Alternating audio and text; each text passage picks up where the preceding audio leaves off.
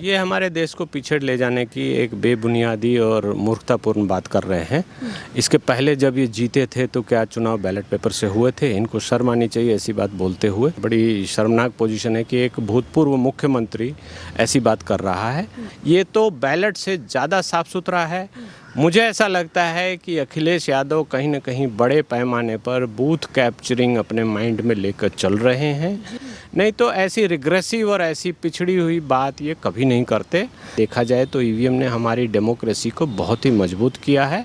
EVM तो hack का तो सवाल ही नहीं है। पहली बात तो ये है कि ईवीएम कहीं भी इंटरनेट से कनेक्टेड नहीं होता, वो एक स्टैंड अलोन यूनिट होता है। और ऐसी बातों को सुनना या चर्चा करना भी हमारी डेमोक्रेसी को कहीं ना कहीं नुकसान पहुंचाने की साजिश है और मैं इसको बहुत ही कंडेम करता हूं। तो 90 करोड़ लोगों को वोट कराना और 10 करोड़ टोटल को वोट कराने में ज़मीन आसमान का फ़र्क है। इसलिए ये कहीं से भी ये बिल्कुल खारिज करने लायक बात है।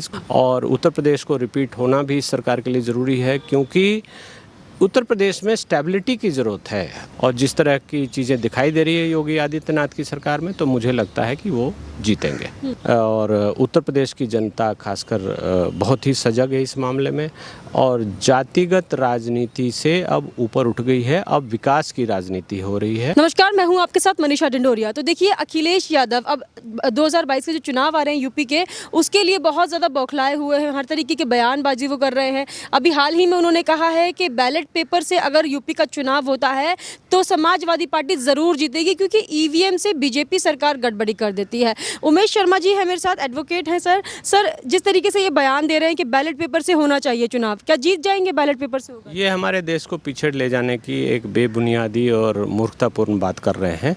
इसके पहले जब ये जीते थे तो क्या चुनाव बैलेट पेपर से हुए थे? इनको शर्म आनी चाहिए ऐसी बात बोलते हुए। उस वक्त भी ईवीएम से चुनाव हुए थे और ये जीते थे। और बीजेपी मैनिपुलेट करती तो दूसरे राज्यों में या दूसरी बहुत सारी सीट्स बीजेपी ने हारी हैं, वो कैसे हो सकता है? तो ये तो बेबुनियादी, बिना सिर पैर की, पता नहीं कहाँ से लाते हैं। बड़ी शर्मनाक पोजीशन है कि एक भूतपूर्व मुख्यमंत्री ऐसी बात कर रहा है। ईवीएम का प्रोसेस अगर आप देखेंगे तो ईवीएम एक बहुत ही साइंटिफिक प्रोसेस है। जितनी भी भ्रांतियां फैला लें, इसको आप देखेंगे तो हर मशीन का नंबर होता है। आपको पहले चेक कराया जाता है। आपके पोलिंग बूथ पे जो एजेंट होते हैं वो उसका बटन दबा के चेक करके देखते हैं कि क्या वो किसका बटन दबाया तो कौन सा वोट आया, उनको चेक करने का पूरा अधिकार होता है। उसके बाद जितने वोट दिन भर में पड़ते हैं उसको गिनकर एक कागज़ पे लिखा जाता है, मशीन को सील किया जाता है और सारे पोलिंग एजेंट उस पर साइन करते हैं।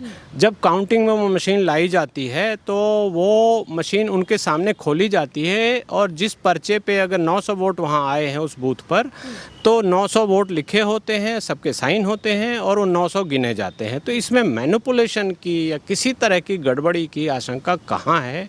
ये तो बैलेट से ज़्यादा साफ सुथरा है।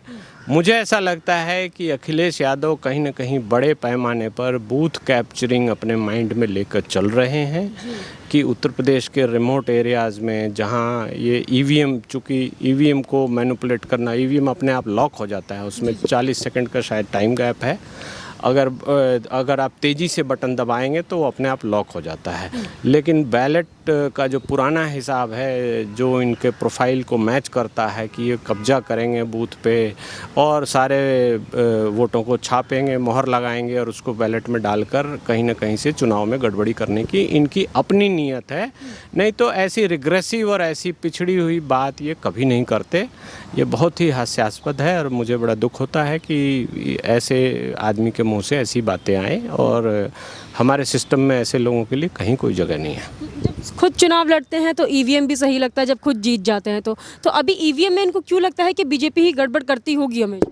इनको एक खामखा का कोई मुद्दा नहीं मिल रहा, तो खामखा के कंट्रोवर्सी इनको बनाने का कहीं से कोई नियत आई होगी, कोई दिमाग में फितूर आया होगा, तो ऐसी फालतू बातें करते हैं। और ईवीएम का पहले भी सुप्रीम कोर्ट में भी चैलेंज हो गया है। इलेक्शन कमीशन ने भी बोला कि जिसको लगता है कि ईवीएम को मैनिपुलेट कर देगा, आकर मैनिपुलेट करके दिखाए। उस वक्त कोई नहीं आया। तो ऐसे छोटे मोटे नेता हैं, ये छुटभैया पार्टीज़ हैं, ये ऐसी ऐसी फालतू बातें करती रहती हैं। देखा जाए तो ईवीएम ने हमारी डेमोक्रेसी को बहुत ही मजबूत किया है और वोटिंग पैटर्न बहुत सुधरा है, बहुत ज़्यादा वोटिंग का प्रोपोर्शन सुधरा है और ईवीएम कहीं ना कहीं बहुत ही प्रोग्रेसिव स्टेप है। और ये रहना चाहिए, साइंटिफिकली चलता है, बिल्कुल रहना चाहिए और ये मेंटेन होना चाहिए। मैं इसको हर तरह से मैंने इसको जितना देखा समझा या पूछताछ की है, इंक्वायरी की है, जो भी जजमेंट्स पढ़े हैं, पूरा सिस्टम देखा है, तो मुझे लगता है ईवीएम एकदम foolproof, tamper proof system है, इसको कोई नहीं छेड़छाड़ कर सकता। और जो भी इसको हटाने की बात करता है उसकी नीयत में कहीं ना कहीं खोट है। वो चाहता है कि बूथ कैप्चरिंग को फिर से आगे लाकर वो कोई फ़ायदा उठाए। इसका मतलब इसको हैक करना नामुमकिन है ईवीएम को, तो इसीलिए वो चाहते हैं कि बैलेट पेपर से हो ताकि सत्ता में फिर से आया जाए अलग तकनीकें अपना के। हाँ, ईवीएम तो हैक का तो सवाल ही नहीं है। पहली बात तो यह है कि ईवीएम कहीं भी इंटरनेट से कनेक्टेड नहीं होता, वो एक स्टैंड अलोन यूनिट होता है। एक बटन दबाएंगे तो एक वोट आएगा। अगर आप तेज़ी से खूब तेज़ 10-10 सेकंड के गैप पे 4 बार दबा देंगे तो वो अपने आप लॉक हो जाएगा। एक बटन दबाने पर वो दबाने वाले को बीप की आवाज़ दिखाई देती है, स्क्रीन पे जो वोट आता है वो दिखाई देता है और पोलिंग एजेंट को वो दिखाई देता है। तो वो जितने वोट गए हैं उस सबको वो गिन कर और बाकायदा साइन करके मशीन को सील करके, और चूंकि मशीन रैंडमली लाई जाती है, आप कहीं से कोई भी मशीन उठाकर लगा सकते हैं, तो ऐसा कहना कि मशीन ट्यून्ड है, कोई भी बटन दबाओ बीजेपी को जाएगा, ये मूर्खता है। अगर ऐसा होगा तो सारे वोट किसी एक पार्टी को चले जाएंगे जो ट्यून करेगी। ऐसा नहीं होता। वोटिंग का पैटर्न दिखाई देता है, सब कुछ एकदम क्लियर दिखाई देता है। ये आपकी परफॉर्मेंस नहीं है, लोग आपको पसंद नहीं करते हैं, उसको ढकने के लिए ऐसी मूर्खतापूर्वक बातें करें। और ऐसी बातों को सुनना या चर्चा करना भी हमारी डेमोक्रेसी को कहीं ना कहीं नुकसान पहुंचाने की साजिश है, और मैं इसको बहुत ही कंडेम करता हूँ। ये बहुत ही गलत बात है। ये ऐसी चीज़ें चर्चा में नहीं आनी चाहिए, कभी होना भी नहीं चाहिए, किसी को ये चीज़ उठाना नहीं चाहिए। लोगों का विश्वास उठ जाएगा। हमारी डेमोक्रेसी में एक वोट की कीमत सबकी बराबर है और हर वोटर चाहता है कि मेरी वोट से सरकार बने, तो उस पर फेथ हमको बनाए रखना चाहिए। अखिलेश यादव ये भी बोल रहे हैं कि अगर हम फॉरेन कंट्रीज़ की बात करें, अमेरिका में भी बैलेट पेपर से चुनाव होते हैं, तो फिर हिंदुस्तान में ईवीएम की क्या ज़रूरत है? बैलेट पेपर से हमारे यहाँ भी चुनाव होते थे और बूथ कैप्चरिंग होती थी, कई चीज़ें होती थी, और समय के साथ टेक्नोलॉजी आगे बढ़ी तो आगे की चीज़ें आ गई हैं। और कभी भी कोई आज तक ईवीएम की कोई गड़बड़ी कहीं ऑन रिकॉर्ड कोई प्रूव नहीं कर पाया है। अमेरिका में इसलिए होता है कि वहाँ स्टेट वाइज चुनाव होते हैं, फेजेस में होते हैं। और आप हमारे वोटर देखें, हमारे यहाँ 80 से 90 करोड़ लोग एक साथ वोट देते हैं एक इलेक्शन में, तो 90 करोड़ लोगों को वोट कराना और 10 करोड़ टोटल को वोट कराने में ज़मीन आसमान का फ़र्क है। और ऐसी बात बेबुनियादी है और कहीं ना कहीं बिना सिर पैर की बात है। ऐसी बात करना ही मूर्खता है। इसको हमारा समाज, हमारी डेमोक्रेसी और पूरी दुनिया के दूसरे लोग भी आगे बढ़ रहे हैं, तो आप कहीं ऐसा ना करें कि अब बैलगाड़ी पे चलने की बात करने लगे। ये वैसी ही बात हो गई। इसलिए ये कहीं से भी ये बिल्कुल खारिज करने लायक बात है। इसको के ऊपर कोई चर्चा करना ही मूर्खतापूर्ण है। तो आपको क्या लगता है इस बार यूपी में योगी आदित्यनाथ जीत पाएंगे, जिस तरीके से अभी हालात हो रहे हैं उत्तर प्रदेश के? ट्रेंड तो ऐसा दिखाई दे रहा है। बाकी जनता ही वोटर होती है, जनता ही राजा होती है, जनता तय करेगी सब कुछ। लेकिन जो योगी आदित्यनाथ ने काम किया है, जिसकी प्रशंसा सब जगह हो रही है और ट्रेंड दिखाई दे रहा है, एडमिनिस्ट्रेशन से लोग सुखी हैं, और जो भी उनका लॉ एंड ऑर्डर का जो एक एग्रेसिव मोड है उससे लोग बहुत सुखी हैं। फील्ड लेवल पर आप जाएं, कुछ गिने चुने नेताओं को छोड़ दें जो कि अपनी डफली बजाते रहते हैं, तो आपको ये दिखाई देगा कि लोग बहुत खुश हैं उनसे। और मुझे लगता है कि ये सरकार दोबारा से रिपीट होगी ही होगी। कहीं कोई किसी तरह की कोई गड़बड़ी, कभी कोई स्कैम, कहीं कोई चीज़, कोई भी एबरेशन हमको इस सरकार में दिखाई नहीं दे रहा।